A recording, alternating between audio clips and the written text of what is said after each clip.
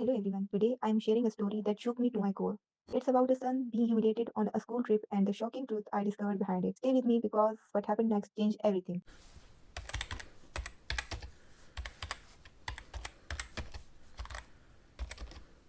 Mom, they made me sit alone.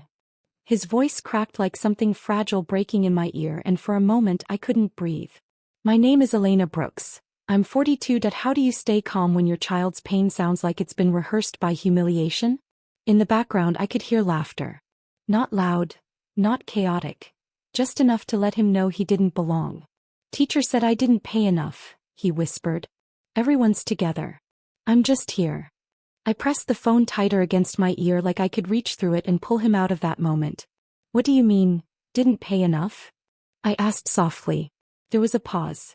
Then a chair scraped somewhere near him, slow and sharp like it wanted to be noticed. She said, next time I shouldn't come if we're poor. The word poor didn't sound like his voice anymore. It sounded borrowed. Placed into his mouth. I closed my eyes. Somewhere in my chest something shifted, not loud, not dramatic. Just quiet enough to be dangerous. And in that silence I realized something that didn't sit right. This wasn't just about money. That word stayed with me long after the call ended. For it echoed through the house like it didn't belong there, like it was waiting for me to react. I didn't. Instead I stood in the kitchen staring at the kettle as it hummed softly. The sound felt too calm for what I was feeling inside. Like the house didn't know something had just shifted. Then my phone rang again. Unknown number.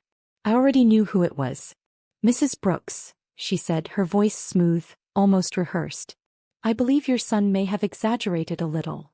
I didn't answer right away. I simply told him, she continued, a faint smile hidden in her tone, that these trips require full participation. It's not fair to other students if someone can't contribute equally. Contribute. Another word placed carefully. Clean. Polished. I understand, I said quietly. There was a pause like she expected resistance. Maybe even anger. When it didn't come, her voice softened. But not kindly. Maybe next time don't send him if it's difficult for you. And then, soft laugh. Not loud. Not cruel on the surface. But it lingered. After the call ended, the house felt different. Too still. The chair across the table looked like it was waiting for someone who had just been told they didn't belong. I picked up my keys. I wasn't going there to argue. I just needed to see something for myself. The hotel lobby smelled like polished wood and something overly sweet, like it was trying too hard to feel welcoming. I walked in quietly, my heels barely making a sound against the floor. No one stopped me. No one asked questions. That told me more than anything else. Parents weren't expected here. I spotted the group near the lounge area. Kids sitting in small clusters, bags scattered around, laughter moving in circles. But not reaching everyone. And then I saw him. My son sat near the corner, his shoulders slightly folded inward, like he was trying to take up less space. A paper cup rested untouched in his hands. No one sat next to him. Not even by accident. I didn't call his name right away. That I watched.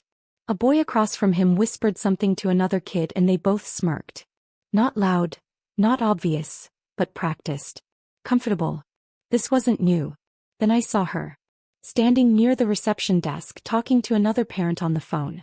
Her posture straight, her expression calm, controlled. Respected. As if she had done nothing wrong. I stepped closer just enough to hear her voice drift between words.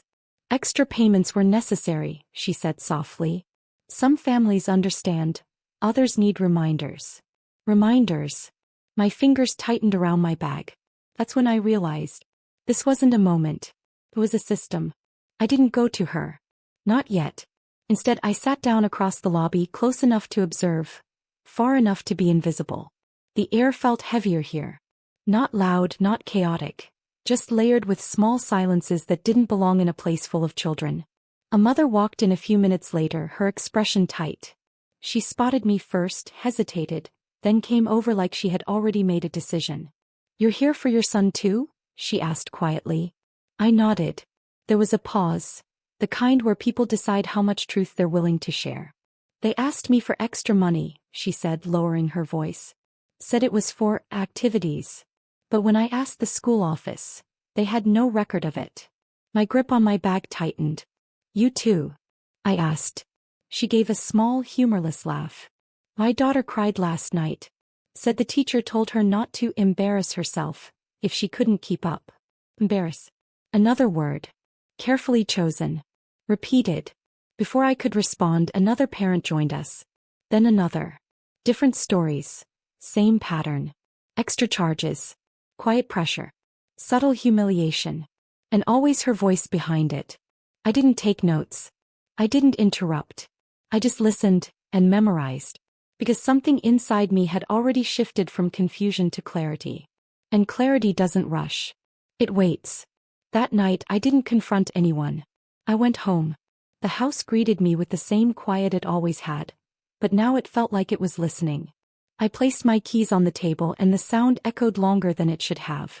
My son was asleep on the couch when I got back. Still in his clothes, one shoe half off, like he didn't have the energy to finish the day properly. The lamp beside him flickered once, then steadied. I stood there for a moment. Then I noticed it. His phone, still in his hand. The screen lit up as I gently pulled it away and a voice note icon blinked softly. Unread. My fingers paused. Then I pressed play.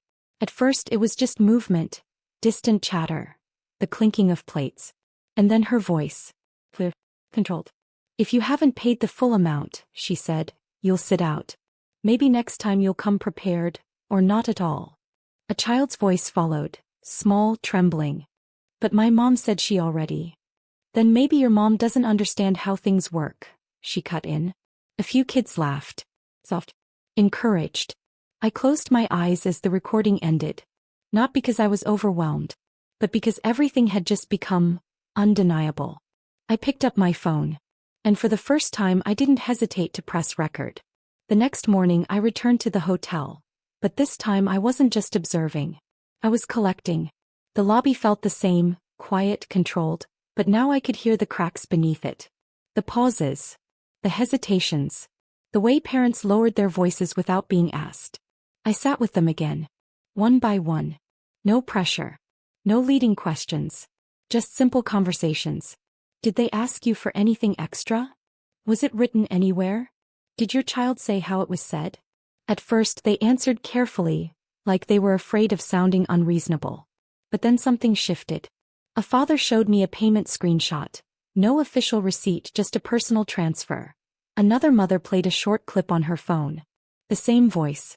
The same tone. Controlled. Certain. Untouchable. She said my son would be excluded from group photos, one parent whispered.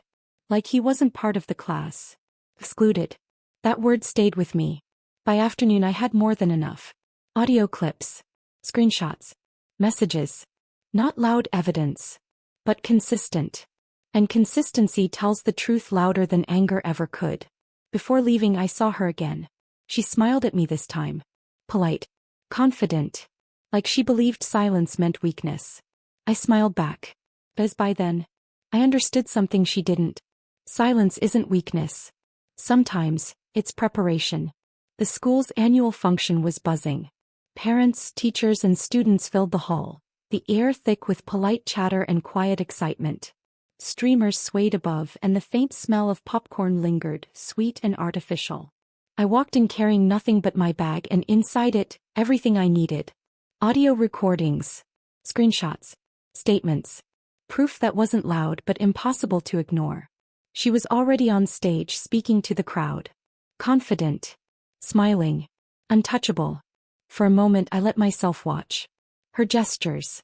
The way she tilted her head when she laughed at someone's comment. The way she believed herself untouchable. Then I walked forward. Calm. Measured. Not a rush. Just one step after another. When I reached the microphone I didn't announce anything yet. I held up my phone. Pressed play. Her voice filled the hall. Fucking. The same words she thought would disappear into small ears. Maybe you're just too poor to belong here. Laughter followed by silence. Uneasy. Gifting. Then nothing. She froze mid-sentence. Her carefully maintained smile faltered. Her eyes darted, searching for someone to save her, someone who could tell her this wasn't real. But the room held only me. The parents. The children.